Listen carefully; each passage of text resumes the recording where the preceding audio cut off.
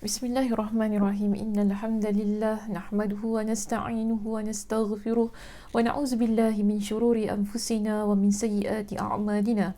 Man yahdihillahu fala mudilla lahu wa man yudlilhu fala hadiya lahu. Wa asyhadu an la ilaha illallah wahdahu la syarika lahu wa asyhadu anna Muhammadan 'abduhu wa rasuluh. Amma ba'd. Rabbi shrah li sadri wa yassir li amri wahlul 'uqdatam min lisani yafqahu qawli rabbi zidni ilma warzuqni fahma Allahumma inna nas'aluka ilman nafi'a wa rizqan tayyiba wa amalan mutaqabbala. Assalamualaikum warahmatullahi wabarakatuh. Apa khabar muslimah semuanya hari ini? Sihat? Mudah-mudahan semuanya berada dalam keadaan yang baik-baik sahaja, kan? Dan Alhamdulillah hari ini kita bertemu sekali lagi di Masjid Asy-Syakirin untuk kita menyambung perbincangan tentang ibrah daripada hadis 40 yang boleh kita ambil untuk pengajaran kita sebagai seorang muslimah. Baik, jadi hari ini kita akan menyambung perbincangan daripada hadis kita yang ke-30. Okay, pada sesi yang pertama hari itu kita ada bincangkan sedikit, dan kemudian hari ini insya-Allah kita akan menyambunglah perbincangan berkenaan dengan hak-hak Allah Azza wa Jalla. Dan kita berada pada muka surat hari 280. Okey, kerana hari ini saya akan menyambung perbincangan berkenaan dengan surah Al-An'am ayat 151 hingga 153 berkenaan dengan perkara yang Allah Subhanahu wa taala haramkan. Baik, mungkin sebelum itu kita boleh imbas bukan kembali. Mungkin kita boleh baca kembali apa yang dah kita, maksud saya hadis apa yang dah kita baca pada sesi yang pertama dalam kuliah online kita, ya. Baik, di sini ada kita bincangkan sebenarnya berkenaan dengan sebuah hadis yang diriwayatkan daripada seorang sahabat bernama Abu Tha'labah, yang mana dari Nabi SAW beliau bersabda, muka surat 279, ya. Innallaha farada faraidha fala tudayyi'uha wa hadda hududan fala ta'taduha wa harrama asya'a fala tantahikuha wa sakata an asya'a rahmatan lakum ghaira nisyanin fala tabhathu anha. Maksudnya, sesungguhnya Allah telah mewajibkan fardu-fardu, maka janganlah kalian menyia-nyiakannya, dan juga telah menetapkan batasan-batasan, maka janganlah kalian melampauinya, juga mengharamkan beberapa perkara, maka janganlah kalian melanggarnya, dan mendiamkan beberapa perkara sebagai satu rahmat bagi kalian dan bukan kerana lupa, maka janganlah kalian mencari-cari tentangnya. Okey, jadi hadis ini kita dah bincangkan pada minggu yang pertama, hari itu dalam kuliah online kita, bahawasanya dalam hadis ini terkandung berapa perkara, iaitu tentang hukum-hukum yang ada dalam agama kita. Yakni pertama ialah berkenaan dengan perkara yang wajib. Okay. Kedua ialah berkenaan dengan hal yang haram. Ketiga, berkenaan dengan batasan-batasan yang Allah Subhanahu wa taala tetapkan. Dan yang keempat, berkenaan dengan hukum hakam yang didiamkan oleh Allah Subhanahu wa taala. Jadi, hari ini kita masuk kepada masih lagi dalam perbincangan yang berkenaan dengan perkara yang Allah Subhanahu wa taala haramkan. Dan kita berada pada perbincangan surah Al-An'am ayat 151 hingga 153. Dan pada minggu lepas, pada minggu yang sesi yang pertama, minggu lepas kita ada kuliah, kan?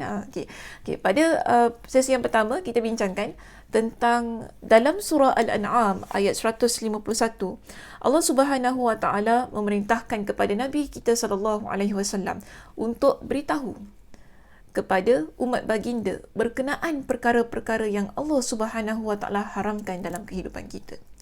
Dan kita baca pada minggu yang pertama itu, qul ta'alu atlu ma harrama rabbukum 'alaikum alla tusyriku bihi syai'a wa bil walidaini ihsana. Kan? Maksudnya dua perkara yang kita bincangkan tentang Allah Subhanahu wa taala mengharamkan kepada kita dengan hal jangan mempersekutukan Allah dengan sesuatu apapun, dan berlaku baiklah kepada kedua ibu bapa. Bermakna jika sekiranya kita menderhaka ataupun kita tidak berlaku baik kepada kedua ibu bapa kita, bermakna itu kita telah melakukan perkara yang haram. Baik, jadi hari ini kita sambungnya perbincangan ayat Al-Quran ini. Dalam ayat Al-Quran yang sama, iaitu surah Al-An'am ayat 151, Allah Subhanahu Wa Taala juga mengingatkan kepada kita tentang perkara haram yang seterusnya. Iaitu dalam ayat ini Allah Subhanahu Wa Taala berfirman, wala taqtulu auladakum min imlaq. Min imlaq maksudnya janganlah membunuh anak-anak kalian kerana takut kemiskinan. Okay, ini larangan Allah Subhanahu Wa Taala. Maknanya kita jangan bunuh anak kita kerana kita takut anak itu nanti akan menyusahkan kita.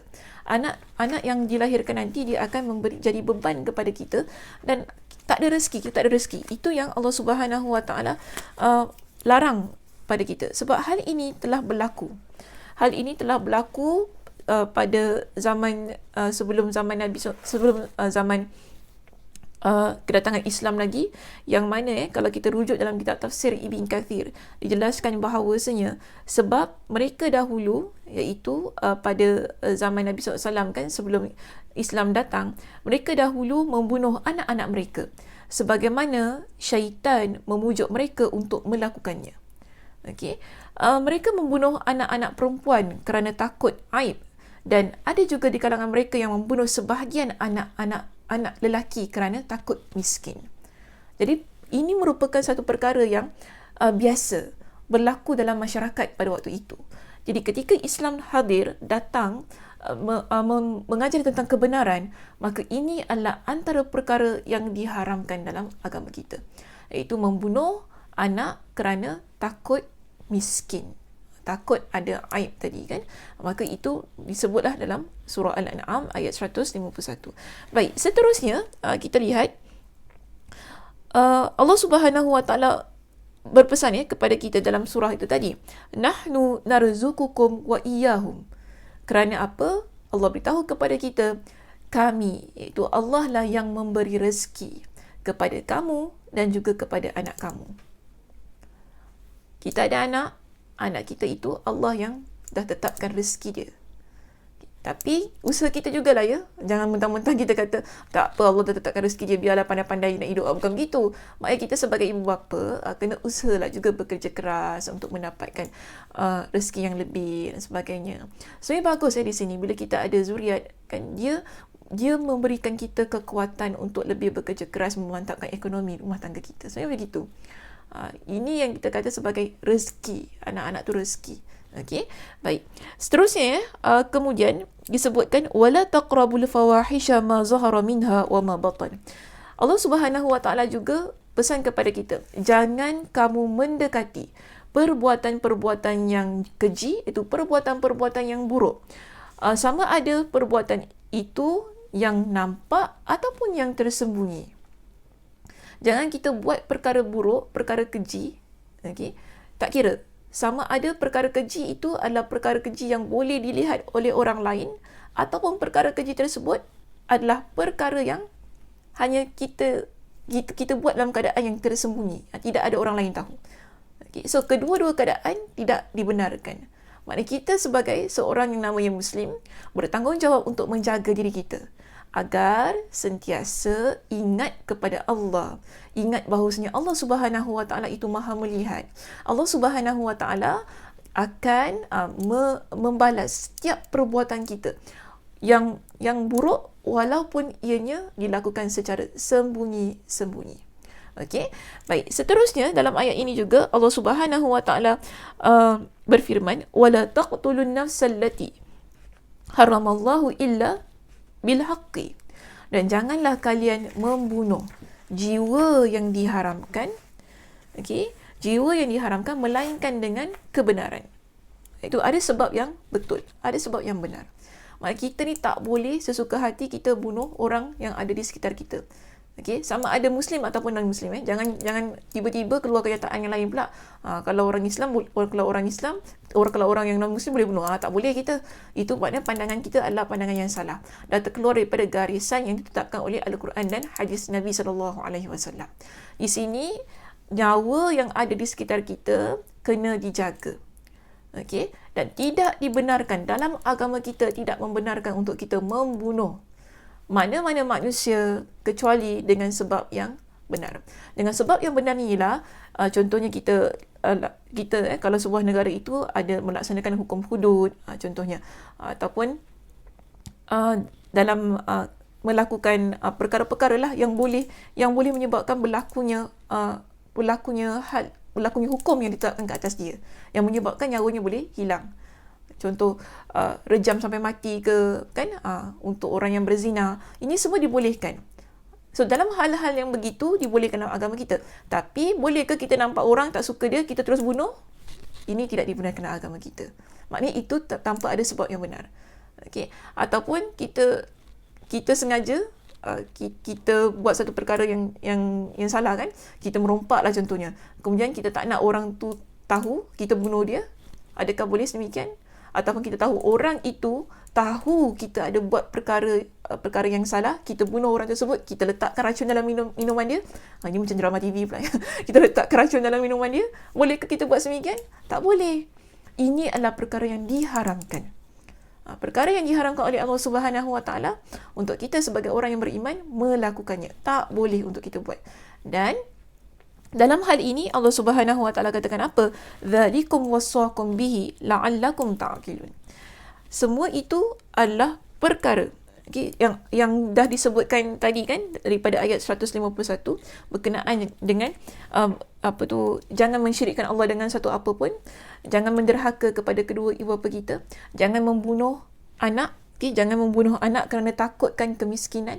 Jangan kita mendekati perkara-perkara keji, sama ada ianya perkara yang zahir ataupun yang batin. Maksudnya yang boleh dilihat ataupun yang tak boleh dilihat, ataupun yang boleh dilakukan secara terang-terangan ataupun secara sembunyi-sembunyi.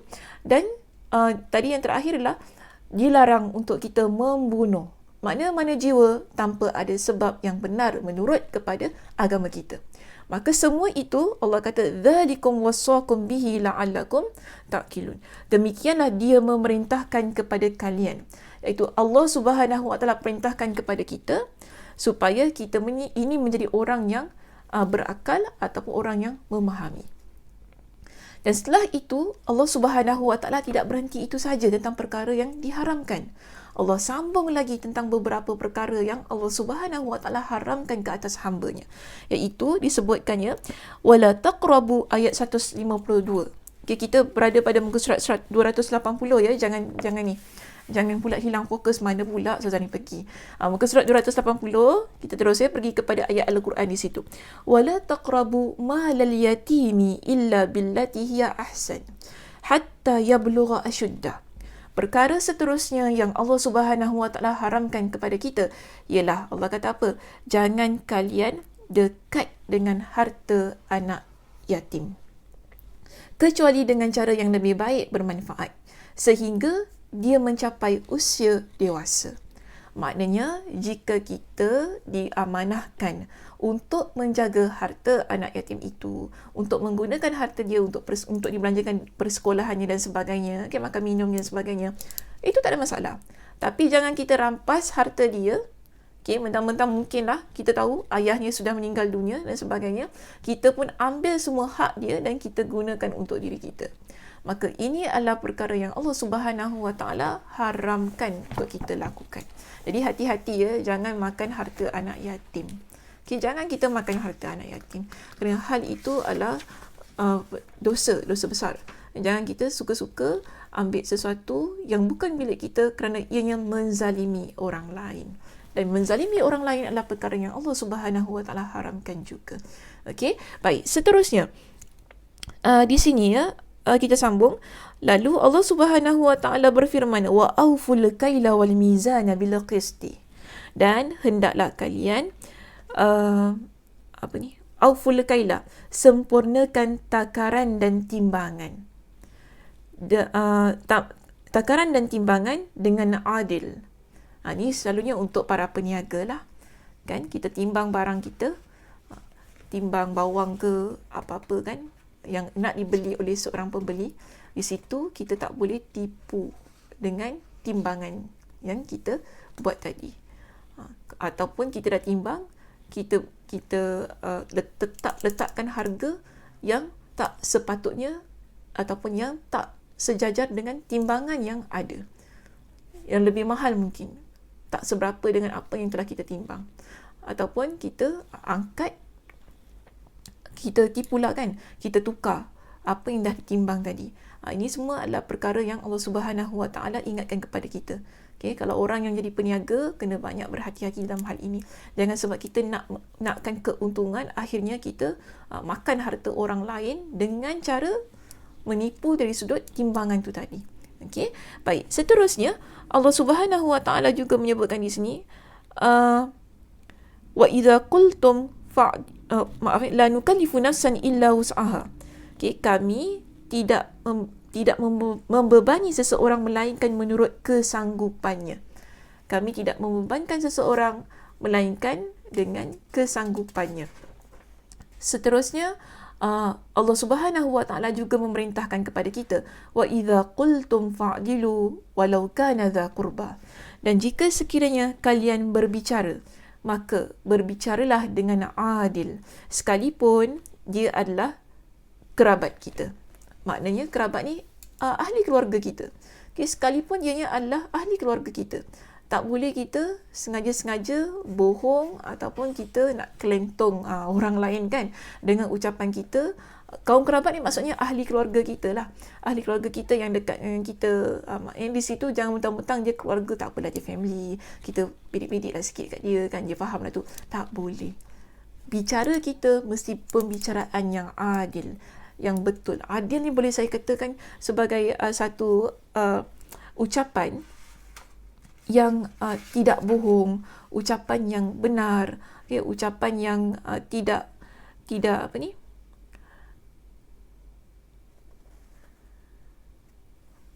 ucapan yang tidak menyebabkan orang lain rasa keliru dengan apa yang kita beritahu kepada dia, ataupun ucapan-ucapan yang sumbernya tidak pasti. Okay, so di sini kalau kita melakukan hal yang sedemikian, bermakna kita berbohong, dan berbohong itu adalah perkara yang dosa. Kan? Berbohong adalah perkara yang dosa. Sebab itu di sini Allah kata, kalau kalian berkata, hendaklah berkata dengan adil, walaupun ia dengan kaum kerabat. Maknanya walaupun dengan siapa sekalipun lah. Bila kita nak ucapkan satu, ucapkan dengan betul dan benar. Baik, seterusnya di sini pada ayat yang ke 152, masih lagi pada ayat yang sama, Allah kata wa bi ahdillahi aufu. Okey, wa bi ahdillahi aufu maksudnya ialah dan penuhilah janji Allah. Maksud di sini, bila kita dah penuhi janji Allah itu tadi kan, maknanya kita dah, kalau kita rujuk kepada kitab tafsir Ibn Kathir ni disebutkan, Allah berfirman, penuhilah wasiat Allah yang aku wasiatkan kepadamu itu tadi. Cara memenuhinya adalah dengan mentaatinya dalam apa yang diperintahkannya kepadamu dan apa yang dilarangnya terhadapmu, serta mengamalkan kitabnya dan sunnahnya. Itulah cara memenuhi janji Allah.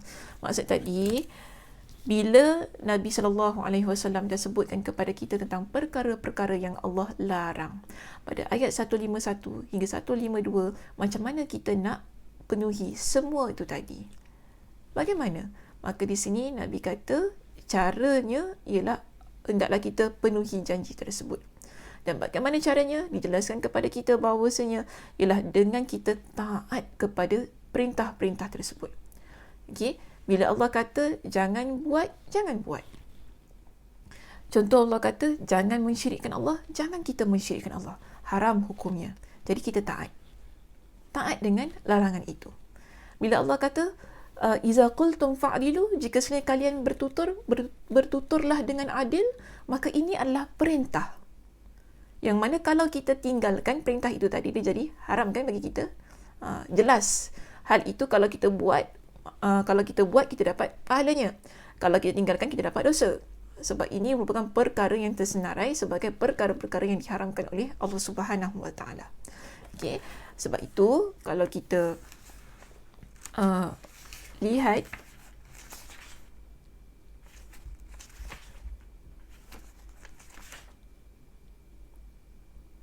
disebutkan sebagai wasiat perintah yang 10 tu tadi kan, dia merupakan wasiat yang wasiat yang disebut sebagai diletakkan sebagai satu wasiat yang membuktikan keimanan kita, untuk kita merealisasikan keimanan kita kepada Allah Subhanahu Wa Taala. Sebab itu Nabi kata, penuhilah janji semua itu yang kita pegang sebagai seorang yang beriman, untuk taat kepada perintah Allah dan juga taat kepada perintah-perintah yang Nabi SAW sampaikan kepada kita. Jadi sebab tu dalam kitab ini, dalam kitab tafsir Ibn Kathir, ketika beliau mentafsirkan ayat ini, beliau kata apa? Itulah yang untuk kamu taat perkara-perkara itu tadi, hendaklah kamu lakukan apa yang diperintahkan kepada kamu dan apa yang dilarangnya terhadap kamu, dengan kita mengamalkan isi kandungan Al-Quranul Karim, dan juga kita mengamalkan apa yang terdapat dalam hadis Nabi SAW. Sebab itu Al-Quran dan hadis adalah dua sumber dalam agama kita yang tak boleh kita pisahkan. Kita baca Al-Quran, hadis tu juga kena baca juga. Tak boleh nak pegang Quran saja, hadis nak pegang. Tak ada demikian. Kerana banyak daripada pentafsiran, penjelasan dalam Al-Quran boleh kita dapati dalam hadis Nabi SAW. Okey, baik. Seterusnya pada ayat 153, saya nak habiskan perbincangan ayat ini. Ayat surah Al-An'am ayat 151 hingga 153 berkenaan dengan perkara-perkara yang Allah Subhanahu Wa Taala haramkan, dan ayat ini Allah Subhanahu Wa Taala menyebutkan di akhirnya ialah wa anna hadza sirati mustaqima. Sesungguhnya ini merupakan jalan aku yang lurus. Fattabi'uhu, maka hendaklah kalian ikutinya. Ikuti jalan yang lurus itu tadi. Bila kita taat kepada semua perintah-perintah dan kita tinggalkan semua larangan-larangan yang Allah Subhanahu Wa Taala sebutkan tadi, ini dalam surah Al-An'am ayat 151 hingga 152, maka itu adalah tanda kita taat kepada perintah Allah dan kita ikut kepada jalan Allah yang lurus. Sebab itu Allah kata wa anna hadza sirati mustaqima fattabi'uhu. Sesungguhnya ini adalah jalan aku yang lurus, maka hendaklah engkau ikutinya. Okey, kalian ikutinya. Wala tattabi'us subula. Jangan kalian ikut jalan-jalan yang lain. Sebab jalannya ada banyak. Tapi jalan yang lurus itulah yang menjadi jalan kita yang perlu kita ikut dan taat. Dan ada banyak jalan yang ada di sekitar kita. Di situ Allah kata jangan ikut, wala tattabi'us subula fatafarraqa bikum an sabili. Sebab kalau kita ikut jalan yang banyak, kan jalan yang lain, maka ianya akan mencerai beraikan kalian dari jalannya. Maksudnya dia akan memisahkan kita daripada jalan Allah yang lurus itu tadi. Siratan mustaqimah, tersebut jalan yang lurus. Dan Allah kata apa? Zalikum wasaqum bihi la'allakum tattaqun. Itulah yang demikianlah dia memerintahkan kepada kalian agar kalian bertakwa kepada Allah. Kalau kita nak bincangkan tentang jalan Allah yang lurus, ada sebuah hadis Nabi SAW yang lain untuk kita jelaskan lagi apa maksud dengan jalan Allah yang lurus itu tadi. Ada sebuah hadis dalam riwayat Imam Ahmad Ibn Hanbal. Hadis ini juga terdapat dalam riwayat Ibn Majah. Kedua-duanya adalah riwayat yang sahih. Pernah pada satu ketika para sahabat duduk-duduklah bersama dengan Nabi SAW, dan pada masa itu Nabi SAW membuat satu garisan di atas tanah. Riwayat ini disebutkan khatta Rasulullah SAW khattan biyadihi. Nabi SAW buat satu garisan dengan tangannya. Thumma qala haza sabilullah. Kemudian Nabi kata ini adalah jalan Allah yang lurus. Hadza sabilullahi mustaqima. Nabi sebut. Bila Nabi letakkan, gariskan satu garisan dengan tangan Nabi, Nabi kata ini adalah jalan Allah yang lurus. Thumma khatta an yaminihi wa shimali. Lalu Nabi SAW juga membuat garisan di sebelah kanan dan juga sebelah kirinya. Thumma qal, Nabi kata apa? Bila Nabi dah buat garisan di sebelah kanan dan kiri itu tadi, Nabi kata apa? هذه السبل وليس منها سبيل إلا عليه شيطان يدعو إليه. Nabi kata, ini adalah jalan-jalan. Maknanya jalan-jalan selain daripada jalan yang lurus itu tadi.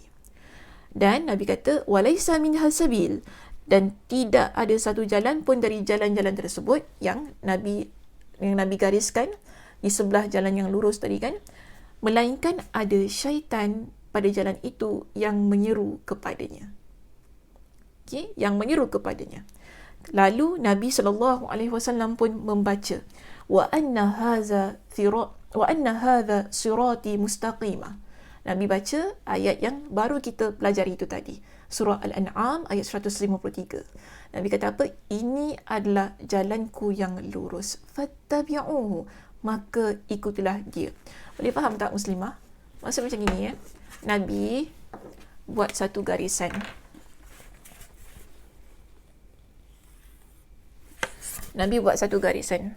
Okey. Nabi buat satu garisan, tunjukkan kepada para sahabat. Nabi kata apa? Ini adalah jalan yang lurus. Okey. Ini adalah jalan yang lurus. Saya salah tengok. Tengok sana pula. Sorry. Ini adalah jalan yang lurus. Okey, tengok sini. Ini adalah jalan yang lurus. Jalan yang lurus, Nabi kata. Kemudian Nabi letakkan garisan di kanan kiri jalan yang lurus ini.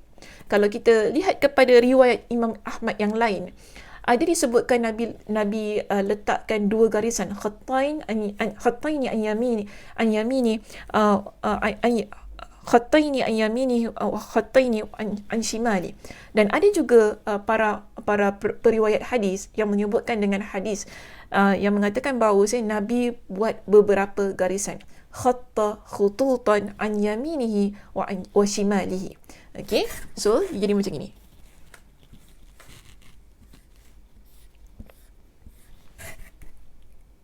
Jadi macam ni. Jadi Nabi kata apa? Ini adalah jalan yang lain. Tapi yang kita diperintahkan sebagaimana dalam surah Al-An'am ayat 153, dan apa yang Nabi SAW gariskan kepada para sahabat itu tadi, ialah Nabi kata kena ikut jalan yang tengah ini. Kan? Sebab apa? Ini adalah jalan yang lurus. Jalan yang lurus, jalan yang diridai oleh Allah Subhanahu Wa Taala. Jangan ikut yang ini. Okey? Jangan ikut yang ini. Kerana apa? Pada jalan-jalan yang ini adanya syaitan. Syaitan yang akan mengarahkan kita untuk melakukan perbuatan-perbuatan yang Allah Subhanahu Wa Taala haramkan. Kita dah bincangkan tadi pada ayat 151 hingga 152 tentang hal-hal yang Allah Subhanahu Wa Taala haramkan. Antaranya ialah Allah Subhanahu Wa Taala perintahkan kepada kita agar tidak mensyirikkan Allah Subhanahu Wa Taala dengan sesuatu apapun. Jangan kita menderhaka kepada kedua ibu bapa kita. Jangan makan harta anak yatim, kan? Jangan kita membunuh nyawa orang lain tanpa ada sebab yang benar. Jangan kita menipu dalam kita buat takaran dan timbangan itu tadi. Okey, kalau kita buat bermakna kita tidak berada pada jalan yang tengah tadi. Jalan yang lurus tu. Bermakna kita berada pada jalan ini. Jalan yang subul, pelbagai jalan yang lain. Sebab itu dalam Al-Quran tadi Allah kata apa? Fatafarraqa bikum an sabili. Kalau sekiranya kalian ikut, ni Allah pesan pada kita, kalau sekiranya kalian ikut jalan-jalan yang lain ni, okey, yang lain ini, maka ianya akan menyebabkan kalian bercerai-berai daripada jalan yang lurus. Kita akan berada pada tak tahu pergi mana. Dan kalau kita nak rujuk pada satu riwayat daripada Ibn Jarir dalam kitab Tafsir Ibn Kathir ada menjelaskan. Dia kata begini, Ibn Mas'ud pernah ada seseorang bertanya dengan Ibn Mas'ud radhiyallahu an. Dikatakan bahawasanya ditanyakan kepada dia, apakah jalan yang lurus? Apakah dinamakan dengan as-sirat? Tu kan? Jadi dia kata Nabi SAW meninggalkan kita di pangkal as-sirat, sedangkan hujungnya ada syurga. Anggaplah macam ni. Ini ada syurga. Hujung jalan as-sirat tu ada syurga. Kita mungkin letaklah kita kat sini. Okay? Kita nak jalan sampai ke sini kan? Sampai ke syurga Allah Subhanahu Wa Taala, betul tak? Okey. Kemudian sementara di sebelah kanan kanannya ada banyak jalan, di sebelah kirinya pun ada banyak jalan. Sebelah kanan dan kiri kita ada banyak jalan. Kemudian, didapati padanya orang-orang yang menyeru siapa saja yang melewati mereka. Kita nak jalan ni, dalam keadaan kita nak jalan menuju ke syurga Allah, kita akan dengar ada banyak panggilan yang panggil kita supaya kita keluar daripada jalan yang lurus tu tadi. Supaya kita masuk kepada subul, kepada jalan-jalan yang lain yang ada di kanan dan kiri kita. Okey. Barang siapa yang mengambil jalan-jalan tersebut selain as-sirat, maka sampailah ke neraka. Ini pandangan Ibn Mas'ud radhiyallahu anhu. Dia kata apa? Siapa yang dengar juga panggilan yang ada di kanan kirinya, maka dia akan sampai ke neraka Allah. Dia buat perkara-perkara yang Allah Subhanahu Wa Taala larang. Tetapi kalau siapa yang mengambil jalan yang lurus, kalau kita ambil jalan yang tengah ini, jalan yang lurus, sebab itu Nabi kata apa? Haza sabilullahi mustaqima. Ini adalah jalan Allah yang lurus. Ikut dia. Dan Allah kata apa? Fattabi'uhu. Hendaklah kalian ikut jalan yang lurus itu. Kerana apa? Jalan yang lurus tersebut, dia akan bawa kita terus menuju ke jannah. Syurga Allah Subhanahu Wa Taala. Begitu ya hidup kita muslimah. Dalam keadaan kita memahami surah Al-An'am ayat 151 hingga 153 dan juga hadis Nabi sallallahu alaihi wasallam, kita faham bahawasanya hidup kita hendaklah sentiasa ada pada jalan yang lurus. Kita minta kepada Allah setiap hari kan dalam solat kita. Kita baca surah Al-Fatihah kan. Ihdinas siratal mustaqim. Ya Allah, kau tunjukkanlah kepada kami jalan yang lurus. Jalan yang lurus itu bermakna ialah kita menjadi seorang hamba Allah yang taat kepada Allah dengan melaksanakan segala perintahnya dan meninggalkan segala larangannya. Dan dalam hadis yang ke-30 ini, kita bincangkan tentang perkara-perkara yang Allah Subhanahu Wa Taala haramkan.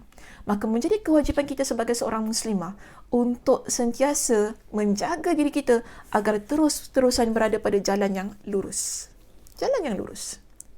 Jangan kita, kalaupun kita terkeluar, kan biasalah kadang-kadang kita ni ada lalai kita, ada benda-benda yang kita buat yang menjadikan kita terkeluar daripada jalan lurus itu kan.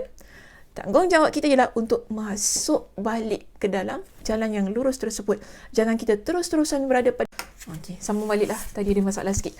Okey, so kita ni bila kita dah berada pada jalan yang lurus, kemudian kalau kita terkeluar daripada track tadi, okey, bermakna di sini menjadi tanggungjawab kita untuk kita kembali. Kalau dah terkeluar lah kan, okey, kalau dah terkeluar, kembali kepada jalan Allah Subhanahu Wa Taala dengan bertaubat, dengan beramal soleh, kita akan terus berada pada jalan yang lurus tadi, insya-Allah sampailah kepada syurga Allah Subhanahu Wa Taala. Okey muslimah, itu saja perbincangan kita pada hari ini. InsyaAllah kita akan sambung pada minggu hadapan dengan perbincangan yang berikutnya, sebab hadis ni belum habis lagi ya perbincangannya. Baik, saya mudah-mudahan apa yang saya kongsikan tadi mendapat sedikit sebanyak manfaat untuk kuliah kita secara online. Jadi saya tutupi perbincangan kita dengan tasbih kafarah. Subhanakallahumma wa bihamdika asyhadu an la ilaha illa anta astaghfiruka wa atubu ilaik. Assalamualaikum warahmatullahi wabarakatuh.